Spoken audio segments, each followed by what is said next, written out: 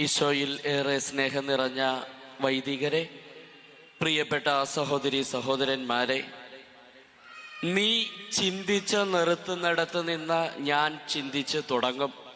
ഇത് ബൈബിളിൽ പറഞ്ഞ കാര്യങ്ങളൊന്നുമല്ല. ഒരു സാഗർ ഏലിയാസ് ജാക്കി എന്ന് പറയുന്ന സിനിമയിൽ മോഹൻലാൽ പറഞ്ഞൊരു ഡയലോഗാണ്. നീ ചിന്തിച്ച് നിർത്തുന്നിടത്ത് നിന്ന് ഞാൻ ചിന്തിച്ച് തുടങ്ങും. സിനിമ പറയാനല്ല ഞാനിത് പറഞ്ഞത്. ബൈബിളില് തോബിത്തിന്റെ പുസ്തകം എന്ന് പറയുന്ന ഒരു പുസ്തകമുണ്ട്. ആ പുസ്തകത്തില് 2 കഥാപാത്രങ്ങളെ നമ്മൾ കണ്ടുമുട്ടും. ഒന്ന് തോബിത്ത്, രണ്ടാമത് സാറ. തോബിത്തിന് വലിയൊരു പ്രത്യേകതയുണ്ട്. തോബിത്ത് ആ നാട്ടിലെ വലിയൊരു പ്രമാണിയൊക്കെ ആയിരുന്നു. പക്ഷെ അദ്ദേഹത്തിന്റെ ദാനശീലം കൊണ്ടും നല്ല മനസ്സുകൊണ്ടും അദ്ദേഹം ഒന്നുമില്ലാത്തവനായിട്ട് മാറി. അദ്ദേഹത്തിന്റെ പ്രധാനപ്പെട്ട ഒരു സേവന മേഖല എന്ന് പറയുന്നത് മരിച്ചു വീഴുന്നവരെ സംസ്കരിക്കുന്ന ഒരു കടമയാണ്, ഒരു ചുമതലയാണ്. അത് അന്നത്തെ കാലത്ത് യഹൂദർക്ക് മൃതശരീരങ്ങൾ നിഷിദ്ധമായതുകൊണ്ട് ആരും ചെയ്തിരുന്നില്ല. പക്ഷെ ഈ തോബിത്ത് അങ്ങനെ മരിച്ചു വീഴുന്നവരെ സംസ്കരിക്കുക പതിവായിരുന്നു. അങ്ങനെ ഇരിക്കെ തോബിത്ത് ഒരു സംസ്കാര ശുശ്രൂഷ കഴിഞ്ഞ് വരുമ്പോൾ അവർക്കൊരു വിശ്വാസമുണ്ട്. മൃതശരീരങ്ങളെ സ്പർശിച്ചു കഴിഞ്ഞാൽ കുളിച്ച് ദേഹശുദ്ധി വരാതെ അവർ വീട്ടിൽ കയറില്ല.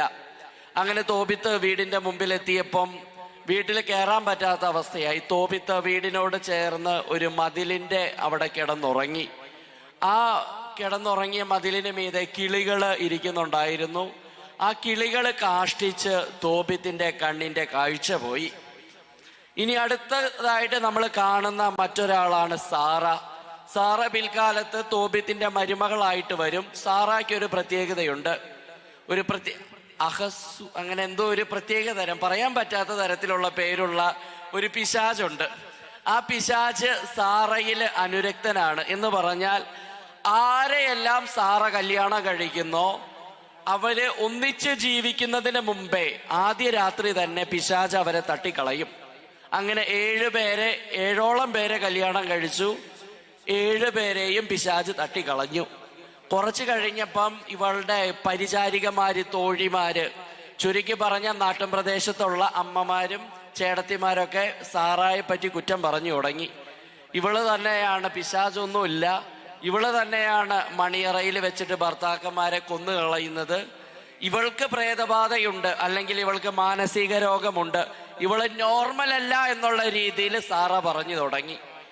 തോബിത്തിന്റെ കാര്യവും വളരെ കഷ്ടമായിരുന്നു. കണ്ണിന് കാഴ്ച പോയി. തോബിത്തിന്റെ കുടുംബത്തിന് ജീവിക്കാനായിട്ട് സാമ്പത്തികമില്ല. അങ്ങനെ ഇരിക്കുമ്പം തോബിത്തിന്റെ ഭാര്യ മറ്റ് വീടുകളില് വീട്ടുജോലിക്ക് പോകാറുണ്ട്. അങ്ങനെ ഒരിക്കല് ഒരു വീട്ടുജോലിക്ക് പോയി ആ വീട്ടിൽ നിന്ന് ഒരു വീട്ടുടമസ്ഥൻ ഒരു ആടിനെ സമ്മാനമായിട്ട് തോബിത്തിന്റെ ഭാര്യയ്ക്ക് കൊടുത്തു. ഈ ആടിനെയും കൊണ്ട് തോബിത്തിന്റെ ഭാര്യ വീട്ടിലേക്ക് വന്നപ്പം തോബിത്തിനൊരു സംശയം, ഞാൻ ഇത്ര നീതിമാനാണ്, ഇവള് ഈ ആടിനെ മോഷ്ടിച്ചതാണോ? അങ്ങനെ ഭാര്യയോട് കയർത്തു, നീ മോഷ്ടിച്ചതാണെങ്കിൽ കൊണ്ട് തിരിച്ചു കൊടുക്കാൻ പറഞ്ഞു. ഭാര്യ വീട്ടുജോലിയൊക്കെ കഴിഞ്ഞ് വന്ന അവസ്ഥയിലായിരുന്നു. നല്ല രീതിയിൽ തോബിത്തിനോട് ഒരു മറുപടി അങ്ങോട്ട് പറഞ്ഞു. ചേച്ചിമാര് മറുപടി പറയില്ലേ? നല്ല രീതിയിലുള്ള ഒരു സ്വതസിദ്ധമായ ശൈലിയിൽ തോബിത്തിനോട് ഒരു മറുപടി അങ്ങ് പറഞ്ഞു ഭാര്യ. ഉടനെ തോബിത്തും സാറായും 2 ദിക്കുകളിലിരുന്ന് ഒരു കാര്യത്തിന് വേണ്ടി പ്രാർത്ഥിച്ചു. ദൈവമേ, എൻ്റെ ആത്മാവിനെ എത്രയും പെട്ടെന്ന് ഈ ഭൂമിയിൽ നിന്ന് നീ എടുത്തേക്കണേ. ചുരുക്കി പറഞ്ഞാൽ ആത്മഹത്യക്ക് വേണ്ടി പ്രാർത്ഥിച്ച ബൈബിളിലെ 2 പേരാണ്. എന്ന് പറഞ്ഞാൽ മടുത്തു, ഞങ്ങളുടെ ജീവിതം എത്രയും പെട്ടെന്ന് എടുത്തേക്കണേ എന്ന് പറഞ്ഞ് പ്രാർത്ഥിച്ച ബൈബിളിലെ 2 പേരാണ് തോബിത്തും സാറയും. വളരെ കൃത്യമായിട്ട് തന്നെ ബൈബിളിൽ രേഖപ്പെടുത്തിയിട്ടുണ്ട്. ഇവരുടെ കണ്ണുനീര് ദൈവസന്നിധിയിലെത്തി. ഇവരുടെ കണ്ണുനീരിന് ഒരു പ്രതിവിധി ഉണ്ടാക്കാൻ ദൈവം തീരുമാനിച്ചു. ദൈവസന്നിധിയിൽ നിൽക്കുന്ന റഫായേലിനെ ഇതിന് ചുമതലപ്പെടുത്തി. ഇനിയാണ് ആദ്യം പറഞ്ഞ സിനിമ ഡയലോഗ് പൂർത്തിയാകുന്നത്.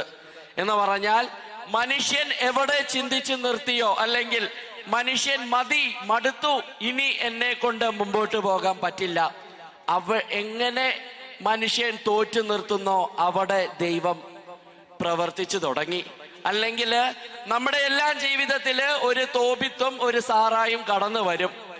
തോബിത്ത് കൂടുതൽ കടന്നു വരുന്നത് സാമ്പത്തിക മേഖലയിലാണ്. ഒരിക്കൽ ഒരച്ഛൻ പറഞ്ഞ പ്രസംഗമുണ്ട്. ഒരച്ഛനെ കാണാൻ ഒരു ഭാര്യയും ഭർത്താവും വന്നത് ഏറ്റവും മികച്ച ഒരു കാറിലാണ്, BMW ഒരു കാറിലാണ് വരുന്നത്. ഇവര് വന്നിട്ട് അച്ഛനോട് ആദ്യമേ പറഞ്ഞ ഒരു കാര്യമുണ്ട്, അച്ഛാ ആ പുറത്ത് കിടക്കുന്ന കാറ് മാത്രമേ ഉള്ളൂ, അത് നാട്ടുകാരെ കാണിക്കാനാ, എല്ലാം പോയി. സാമ്പത്തിക മേഖല തകർന്നു, ബിസിനസ് തരിപ്പണമായി, കുടുംബ സ്വത്ത് വിറ്റ് തൊലച്ചു, അല്ലെങ്കിൽ അപ്രതീക്ഷിതമായിട്ട് കടന്നു വന്ന പല പ്രശ്നങ്ങളും കൊണ്ട് സാമ്പത്തിക മേഖല തകർന്നു. ഇനി എത്രയും പെട്ടെന്ന് ദൈവസന്നിധിയിലേക്ക് പോയാൽ മതി. നമ്മളും പലരും തോബിത്തിനെ പോലെ ചിന്തിച്ചിട്ടുണ്ടായിരിക്കാം. അതുപോലെ തന്നെ നമ്മൾക്ക് വേണ്ടി ദൈവം സൃഷ്ടിച്ച ഭാര്യയുടെ അല്ലെങ്കിൽ ഭർത്താവിന്റെ, മക്കളുടെ അല്ലെങ്കിൽ മാതാപിതാക്കളുടെ കുറ്റപ്പെടുത്തലുകള്, മാറ്റി നിർത്തപ്പെടുന്ന അവസ്ഥകള് തോബിത്തിനുണ്ടായ പോലെ, അല്ലെങ്കിൽ മനസ്സിലാക്കപ്പെടാത്ത അവസ്ഥകള് തോബിത്തിനെ പോലെ നമ്മളും ചിന്തിച്ചിട്ടുണ്ട്. മതി, ഞാൻ മടുത്തു. പഴയ കാലത്തെ അമ്മച്ചിമാരൊക്കെ പറയുന്ന ഒരു ഡയലോഗുണ്ട് സ്ഥിരം, എൻ്റെ പിള്ളേർക്ക് വേണ്ടിയാ ഞാൻ ജീവിച്ചിരിക്കുന്നത്, അല്ലെങ്കിൽ ഞാൻ എന്തെങ്കിലും ചെയ്തേനെന്ന്. ഇന്നത്തെ കാലത്ത് അമ്മമാരത് പറയില്ല, കാരണം അവർക്ക് പിള്ളേരോട് അത്ര കമ്മിറ്റ്മെന്റേ ഉള്ളൂ. അപ്പൊ പലരും അങ്ങനെ പറഞ്ഞ ഒരു കാര്യമാണ് മടുത്തു, മതി, അല്ലെങ്കിൽ ഈ ജീവിതം ഇത്രയ്ക്ക് മതി. ഇനി നേരെ മറിച്ച് സാറായിയുടെ കാര്യം എടുക്കാം. ചില ബന്ധനങ്ങള് നമുക്ക് ഒഴിയാ ബാധ പോലെ നമ്മുടെ പുറകെ കൂടും. ഒരു പിശാചിനെ പോലെ സാറായെ ഒരു ഒഴിയാ ബാധ പിടിച്ചതുപോലെ ഒരു ഒഴിയാ ബാധയായിട്ട് പലതും കൂടെ കൂടും. പലപ്പോഴും പ്രണയബന്ധങ്ങള് ഒരു ഒഴിയാ ബാധയാണ്. വിവാഹേതര തെറ്റായ ബന്ധങ്ങള് ഒഴിയാ ബാധയാണ്. അതുപോലെ തന്നെ സ്വന്തം ജീവിത പങ്കാളിയെ വിട്ടുകൊണ്ട് സ്വന്തം സുഖ സൗകര്യങ്ങൾക്ക് വേണ്ടി മറ്റുള്ളവരുടെ പുറകെ പോകുന്നത്, അതെല്ലാം ഒരു ഒഴിയാ ബാധയായിട്ട് സാറായെ പോലെ നമ്മളെയും കാലില് ചുറ്റി പിടിച്ചേക്കാം. അവസാനം ഈ ഒഴിയാ ബാധയുടെ ഒരു പ്രത്യേകതയുണ്ട്, ഈ ബാധ നമ്മുടെ നാശം കാണാണ്ട് ഒഴിഞ്ഞു പോവില്ല. ആ പിശാചിന്റെയും ഉദ്ദേശം അത് തന്നെയാ, സാറായുടെ നാശം കാണണം, എന്നിട്ടേ ഞാൻ ഒഴിഞ്ഞു പോകൂ. ഒഴിയാ ബാധകള്, ഒഴിയാ ബാധകൾ എന്ന് പറയുമ്പോൾ പൂർണ്ണമായിട്ട് നമ്മൾ പിശാചിന്റെ എടുക്കണ്ട, ചില മാനുഷിക ഒഴിയാ ബാധകളുണ്ട്. അപ്പൊ അങ്ങനെയുള്ള ഒഴിയാ ബാധകള് ചില നേരത്ത് നമ്മുടെ ജീവിതങ്ങളെ ഒരുപക്ഷെ പിടിച്ചു കുലുക്കിയെന്ന് വരാം. ഒരുപാട് ഒഴിയാ ബാധകളെ പറ്റിയിട്ട് കേട്ടിട്ടുണ്ട്. വിവാഹിതയായ പെൺകുട്ടി ഒരു അച്ഛന്റെ മുമ്പിൽ ഇരുന്ന് പറഞ്ഞു, കോളേജിൽ പഠിക്കുന്ന സമയത്ത് ചെറിയൊരു പ്രണയം ഉണ്ടായിരുന്നു, കുറച്ചു കാലമൊക്കെ പ്രേമിച്ചു, പിന്നീട് ഒത്തുപോകാൻ പറ്റില്ല എന്ന് മനസ്സിലായി. ഞാന് അവനെ ഞങ്ങൾ രണ്ടുപേരും മ്യൂച്വൽ അണ്ടർസ്റ്റാൻഡിങ്ങിലൂടെ വേണ്ടാന്ന് വെച്ചു. അതിനുശേഷം ഞാൻ മറ്റൊരാളെ കല്യാണം കഴിച്ചു, ഒരു കൊച്ചായി. പക്ഷെ അവൻ എന്നെ വിടുന്ന മട്ടില്ല. അവന് ചോദിക്കുമ്പോ കാശ് കൊടുക്കണം, അവന്റെ മറ്റു ഭൗതിക ആവശ്യങ്ങൾ ഞാൻ നടത്തി കൊടുക്കണം. ഒരു ഒഴിയാ ബാധയായിട്ട് ആ ചെറുപ്പക്കാരൻ ആ കുട്ടിയുടെ കാലെ ചുറ്റിയിരിക്കുകയാണ്. ഇങ്ങനെ രണ്ട് തരത്തിലുള്ള, ഒന്ന് കുടുംബത്തിന്റെ തകർച്ച, മറ്റേതൊന്ന് മാനുഷിക നിർമ്മിതമായ അല്ലെങ്കിൽ പൈശാചികമായ ഒഴിയാ ബാധകള്. ഇത് രണ്ടും നമ്മുടെ ജീവിതത്തെ തകർത്ത് കളയാം. സാറായെ പോലെയും തോബിത്തിനെ പോലെയും. അവിടെയാണ് സാറായുടെയും തോബിത്തും പറഞ്ഞ ഒരു കാര്യമുണ്ട്, അത് മാറ്റി പറയണം. അവര് ദൈവസന്നിധിയിൽ പറഞ്ഞു, മടുത്തു, ഇനി മുമ്പോട്ട് പോണ്ട. അതല്ല പറയേണ്ടിയിരുന്നേ, എന്റെ റോള് കഴിഞ്ഞു. ഈ ചില രോഗികളെയൊക്കെ കൊണ്ട് ചെല്ലുമ്പോൾ ഡോക്ടർമാര് പറയുന്ന ഒരു ഡയലോഗ് ഉണ്ടല്ലോ, വൈദ്യശാസ്ത്രത്തിന് ഉള്ളത് കഴിഞ്ഞു, അല്ലെങ്കിൽ വൈദ്യശാസ്ത്രത്തിന് ചെയ്യാൻ പറ്റാവുന്നത് കഴിഞ്ഞു, ഇനി ദൈവത്തിന്റെ കൈകളിലേക്ക്. ആ ഒരു ഡോക്ടർ പറയുന്നത് മറ്റുള്ളവരുടെ കാര്യമാണ്. കാരണം ഈ കിടക്കുന്ന രോഗി ഡോക്ടറുടെ ആരും ആയിരിക്കില്ല. അപ്പൊ ഡോക്ടറിന് പറയാം, വൈദ്യശാസ്ത്രത്തിന് ചെയ്യാനുള്ളത് ചെയ്തു കഴിഞ്ഞു, ഇനി നിങ്ങൾ ചെയ്തോളാൻ. പക്ഷെ നമ്മുടെ ജീവിതാവസ്ഥകൾ വരുമ്പോൾ നമ്മളും പറയണം, എനിക്ക് ചെയ്യാനുള്ളത് ചെയ്തു കഴിഞ്ഞു, ഇനി ദൈവത്തിന്റെ മാനുഷികമായ പ്രവർത്തനങ്ങളിലൂടെയുള്ള പ്രതിവിധി കഴിഞ്ഞു, ഇനി മാലാഖയ്ക്ക് ഇടപെടേണ്ട സമയമാണ്. നമുക്ക് വിട്ടുകൊടുക്കാനായിട്ട് മനസ്സിലാകണം. നമ്മുടെ ജീവിതത്തിലും തകർച്ചകള്, മറ്റ് ബന്ധനങ്ങള് അല്ലെങ്കിൽ ഉപദ്രവങ്ങൾ വരുമ്പോൾ ഇവരെ പോലെ നമുക്കും മനസ്സിലാക്കാനായിട്ട് സാധിക്കണം. കാരണം എൻ്റെ റോള് കഴിഞ്ഞു, അല്ലെങ്കിൽ എന്നെ കൊണ്ട് ഈ പ്രശ്നം പരിഹരിക്കാൻ പറ്റത്തില്ല. ദൈവസന്നിധിയിലേക്ക് വന്ന് കുരിശിൽ കിടക്കുന്ന കർത്താവിന്റെ മുമ്പിൽ മുട്ടുകുത്തി പറയണം, കഴിഞ്ഞു, ഇനി മാലാഖയ്ക്ക് ഉള്ള സമയമാണ്. വിട്ടുകൊടുക്കണം. അവരുടെ ജീവിതത്തിലേക്ക് പിന്നീട് ഉള്ള ആ സുവിശേഷത്തിൽ കാണാൻ സാധിക്കും, ദൈവം ഒരു മാലാഖയെ അയച്ചു, അവന്റെ പേര് റാഫേൽ എന്നായിരുന്നു. രണ്ടുപേരുടെ പ്രശ്നവും പരിഹരിച്ചു. ആദ്യമേ തന്നെ പരിഹരിച്ചത് ഈ തോബിത്തിന്റെ സാമ്പത്തിക സ്ഥിതി. മാലാഖ ഇടപെട്ടു, തോബിത്തിന്റെ സാമ്പത്തിക സ്ഥിതി നല്ല രീതിയിൽ തന്നെ പുനഃസ്ഥാപിച്ചു. നഷ്ടപ്പെട്ട കണ്ണിന്റെ കാഴ്ച തിരിച്ചു കെട്ടി, നഷ്ടപ്പെട്ടു പോയ ബഹുമാനം തിരിച്ചു വന്നു. സാറായിയുടെ ജീവിതത്തിലും മാലാഖ ഇടപെട്ടു. പിശാചിനെ പറയുന്നത് ഈജിപ്തിന്റെ അങ്ങേ അറ്റം വരെ. ഒരു കാലഘട്ടത്തിൽ ഈജിപ്ത് എന്ന് പറയുന്നത് പ്രതീക്ഷ നഷ്ടപ്പെട്ടവന്റെ സ്ഥലമാണ്. കാരണം ഈജിപ്ത് മൊത്തം മരുഭൂമിയാണ്. ബൈബിളിൽ എവിടെയൊക്കെ ഈജിപ്ത് ഈജിപ്ത് എന്ന് ഉപയോഗിച്ചിട്ടുണ്ട്, അതെല്ലാം പ്രതീക്ഷ നഷ്ടപ്പെട്ടിട്ട് തീർന്നു എന്ന് പറഞ്ഞാൽ ഈജിപ്തിന്റെ അങ്ങേ അറ്റം വരെ പിശാചിനെ അവൻ ഓടിച്ചു കളഞ്ഞു. ഇനി ഒരിക്കലും ആ പിശാച് വരില്ല. ഇങ്ങനെ മാലാഖയുടെ ഇടപെടൽ നമ്മുടെ ജീവിതത്തിലേക്ക് ഉണ്ടാകാൻ വേണ്ടി നമ്മൾ പ്രത്യേകം പ്രാർത്ഥിക്കണം. പക്ഷെ നമ്മുടെയൊക്കെ പ്രത്യേകത, ജീവിതത്തിൽ തകർച്ചകൾ ഉണ്ടാകുമ്പോൾ നമ്മള് മുട്ടുകുത്തി മാലാഖയ്ക്ക് പ്രവർത്തിക്കാനുള്ള അവസരം കൊടുക്കാതെ പല പ്രശ്നങ്ങളും നമ്മൾ സ്വയം പരിഹരിക്കാനായിട്ട് പരിശ്രമിക്കുകയാണ്. ഒരു +2 വിദ്യാർത്ഥിയുടെ കഥ, ഒരു വിദ്യാർത്ഥിനിയുടെ കഥ പറയുന്നുണ്ട്. നമ്മുടെയൊക്കെ മക്കളെ ആ കൂട്ടത്തിൽ പലപ്പോഴും കൂട്ടേണ്ട വരും. ഈ +2 വിദ്യാർത്ഥിനിക്ക് അവൾക്ക് സ്വന്തമായിട്ടൊരു മൊബൈൽ ഫോണുണ്ട്. ഒരിക്കല് ഈ മൊബൈൽ ഫോണിലേക്ക് ഒരു അശ്ലീകരമായിട്ടുള്ള ഒരു വീഡിയോ അവരുടെ ക്ലാസ്സിലെ ചെറുപ്പക്കാരൻ അയച്ചു കൊടുത്തു. ഈ കുട്ടി എന്ത് ചെയ്തു? ഇത് കണ്ട് ഇവൾക്കാകെ വിഷമായി, ഇവൾക്ക് ദേഷ്യം വന്നു. ഇവള് അവനോട് തിരിച്ച് സംസാരിച്ചപ്പം അവൻ അതിലും മോശമായ ഭാഷയിലാണ് ഈ മെസ്സേജുകൾ അയച്ചേ. ഇവൾ എന്ത് ചെയ്തു? ഇതിങ്ങനെ വിട്ടാ പറ്റില്ല. അങ്ങനെ ഇവൻ ഇങ്ങനെ ദിവസം തോറും മോശമായ മെസ്സേജുകൾ ഈ കുട്ടിക്ക് അയച്ചുകൊണ്ടിരിക്കുക. വളരെ നല്ലൊരു കുട്ടിയാണ്. ഇവൾക്ക് ആകെയുള്ളൊരു പേടി, അപ്പനെയും അമ്മേനെയും അറിയിച്ചു കഴിഞ്ഞാൽ പാരൻസ് ഇടപെടും. അതിവൾക്കൊരു പേടിയാ പാരൻസിനോട്. ഇവൾ എന്ത് ചെയ്തു? പരിഹരിക്കാനായിട്ട് മാർഗം ഉണ്ടായി. ഇവളുടെ ഒരു കൂട്ടുകാരിയോട് ചോദിച്ചു, എനിക്കിങ്ങനെ അയക്കാം. അപ്പൊ കൂട്ടുകാരി പറഞ്ഞു, ഞാനും ഒരു പയ്യനുമായിട്ട് ചെറിയൊരു പ്രേമത്തിലാണ്. അവന്റെ കൂട്ടുകാരൻ ഒരു പയ്യനുണ്ട്, അവൻ ഗുണ്ടയാണ്. ആ ഗുണ്ടയോട് പറഞ്ഞാൽ അവനെ നമുക്ക് ഇടിപ്പിക്കാം. അങ്ങനെ ഗുണ്ടേനെ, +2കാരാണ് കേട്ടോ, ചിന്തിക്കണം എത്ര വയസ്സുണ്ടെന്ന്, 17-16 വയസ്സുള്ള +2കാരാണ്. അങ്ങനെ ആ മോശം മെസ്സേജ് അയക്കുന്ന പയ്യനെ ഇടിപ്പിക്കാനായിട്ട് ഇവളുടെ കൂട്ടുകാരിയുടെ സഹായത്തോടെ ഒരു ഗുണ്ടയെ ഏർപ്പാടാക്കുകയാണ്. അങ്ങനെ ഗുണ്ടയെ ഏർപ്പാടാക്കി അങ്ങനെ ഗുണ്ടേനെ കൊണ്ട് ഇടിപ്പിക്കാനൊക്കെ പ്ലാൻ ചെയ്തു. 2 ദിവസം അങ്ങനെ ഗുണ്ടേനെ ഇവള് മൊബൈൽ വിളിച്ചിട്ടാണ് സംസാരിച്ചേ. 2 ദിവസം കഴിഞ്ഞപ്പം ഗുണ്ടയുടെ മൊബൈലിൽ നിന്നും വന്നു തുടങ്ങി ഇമാതിരി മോശം വാക്കുകൾ. അവനെ ഇടിക്കണമെങ്കിൽ ഇവള് അവന് വേണ്ട കുറച്ച് കാര്യങ്ങളൊക്കെ ചെയ്തു കൊടുക്കണം. അങ്ങനെ ഗുണ്ടയുടെ ശല്യം അപ്പൊ ശല്യം രണ്ടായി. അങ്ങനെ ഗുണ്ടേനെയും ഇതിനെയും ഒതുക്കണം. ഇവൾക്ക് ആകെ കൺഫ്യൂഷൻ, ഇനി എന്ത് ചെയ്യും? അവസാനം അവള് ഒരു തീരുമാനം എടുത്തു. എൻ്റെ അപ്പൻ്റെ ചേച്ചിയുടെ മകനുണ്ട്, ഒരു കസിൻ ബ്രദർ, അവനെ ഏർപ്പാടാക്കാം. അവൻ ഭയങ്കര പ്രശ്നക്കാരനാ, അവൻ കോളേജിലാണ് പഠിക്കുന്നത്. ഗുണ്ടേനെയും ഒതുക്കാം, അതുപോലെ മറ്റോനെ ഒതുക്കാം. അങ്ങനെ മൂന്നാമതായിട്ട് അവള് അങ്ങനെ ഒരു ബന്ധുവായ ചെറുപ്പക്കാരൻ്റെ അടുത്ത് ചെന്ന് പറയുകയാണ്, ഈ പ്രശ്നം പരിഹരിച്ചു തരണം. അങ്ങനെ ചെറുപ്പക്കാരൻ എല്ലാം ഏറ്റെടുത്തു. 2 ദിവസം കഴിഞ്ഞപ്പം ഈ ചെറുപ്പക്കാരനും അതെ ഇവളോട് പറഞ്ഞു, അവരെ 2 പേരെ ഞാൻ ഒതുക്കണമെങ്കിൽ നീ ഇന്ന രീതിയിൽ എൻ്റെ കൂടെ ഇന്ന സ്ഥലത്തേക്ക് ട്രിപ്പ് വരണം. ഈ പെങ്കൊച്ചാകെ തകർന്ന അവസ്ഥയിലായി. അവസാനം ഇവള് അവിടെ പഠിപ്പിച്ചിരുന്ന സ്കൂളിലെ ഒരു ടീച്ചറിനോട് തുറന്നു പറയുകയാണ്.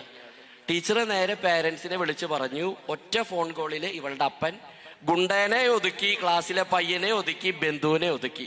ഒറ്റ ഫോൺ കോളിൽ ഇവളുടെ അപ്പന് തീർക്കാനുള്ള കേസ് ഉണ്ടായിരുന്നുള്ളൂ. ആ ഒരു കാര്യം സ്വന്തം പിതാവിനോട് പറഞ്ഞാൽ ഒറ്റ ഫോൺ കോളിൽ അയാൾക്ക് തീർക്കാൻ പറ്റും. ഗുണ്ടേനെ ഉണ്ടേനെ എല്ലാം തീർക്കാം. പക്ഷെ ഇവള് ആശ്രയിക്കേണ്ടത് ആരെയായിരുന്നു? അപ്പനോടും അമ്മയോടും പറയാതെ ആദ്യം ഗുണ്ട, പിന്നെ ഗുണ്ടേനെ ഒതുക്കാൻ വേറെ ഉണ്ട, അവനെ ഒതുക്കാൻ വേറെ ഒരുത്തൻ, ആ രീതിയിൽ മുമ്പോട്ട് പോയി. ഇതാണ് പറഞ്ഞു വരുന്നത്. നമ്മൾ ദൈവത്തെ ആശ്രയിക്കേണ്ട സമയങ്ങളുണ്ട്.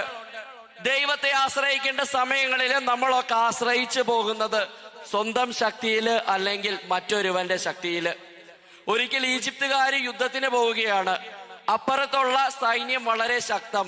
ഈജിപ്തിന്റെ രാജാവ് ഉടനെ പറഞ്ഞു, നമുക്കൊരു കാര്യം ചെയ്യാം, നമ്മളെ കൊണ്ട് അവരെ ഒറ്റയ്ക്ക് കീഴടക്കാൻ പറ്റില്ല, നമ്മളെ കൊണ്ട് അവരെ ഒറ്റയ്ക്ക് കീഴടക്കാൻ പറ്റത്തില്ല, നമുക്ക് ഈജിപ്തിലെ ഫറവോയുടെ സഹായം തേടാം.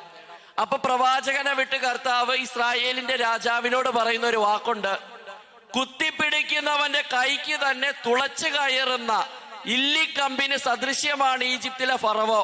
നീ ഈജിപ്തിലെ ഫറവോയുടെ അടുത്തേക്കല്ല, എന്റെ അടുത്തേക്ക് തിരിയ്, ഞാൻ നിന്നെ യുദ്ധത്തിൽ വിജയിപ്പിക്കും. നമുക്കറിയാം, കുത്തിപ്പിടിക്കേണ്ടത് എപ്പോഴാ? വയസ്സായവർക്ക് സ്വന്തമായിട്ട് നടക്കാൻ പറ്റാതെ വരുമ്പോഴാണ് ഒരു മൂന്നാമത്തെ ആശ്രയമായിട്ട് കുത്തിപ്പിടിക്കാനായിട്ട് വടി ഉപയോഗിക്കുന്നത്.